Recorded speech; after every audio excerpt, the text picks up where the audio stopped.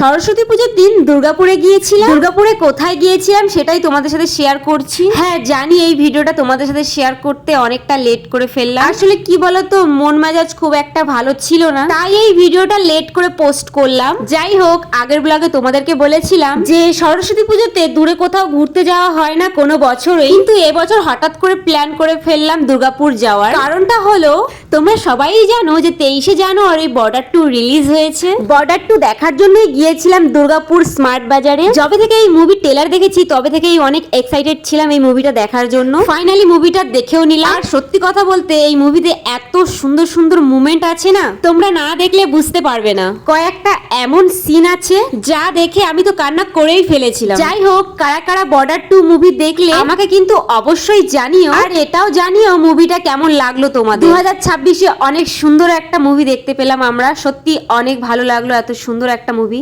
যাই হোক, দুর্গাপুর থেকে বাড়ি আসতে আসতে প্রায় 4:30-এর উপরে হয়ে গেছিল। যেহেতু দুর্গাপুরে বর্ডার 2 দেখতে গিয়েছিলাম, তাই ওখানকার কোনো ঠাকুরই দেখা হয়নি। তাই বাড়ি এসেই ড্রেস চেঞ্জ না করেই বান্ধবী ললিতার সাথে বেরিয়ে পড়ি পাড়ার ঠাকুর দেখার জন্য। আর পুরো পানাগড়ের মধ্যে সব থেকে সুন্দর ঠাকুর আমার এটা লেগেছে, তোমরা নিজেরাই দেখো। এই ঠাকুরটা হলো হাটতলার ওখানে হয়েছিল, অনেক সুন্দর, আমার তো খুবই সুন্দর লেগেছে। আর আমরা এতগুলো ঠাকুর দেখেছি পুরো পায়ে হেঁটে হেঁটে, পায়ে তো অনেক ব্যথা করছিল, তার উপরে আবার অনেক খিদেও পেয়ে গেছিল। তাই দুই বান্ধবী মিলে ফুচকা খেয়ে বেরিয়ে পড়ি বাড়ির দিকে। তো গাইজ, আজকে ব্লগটা ভালো লাগলে সবাই মিলে কিন্তু একটা লাইক করো।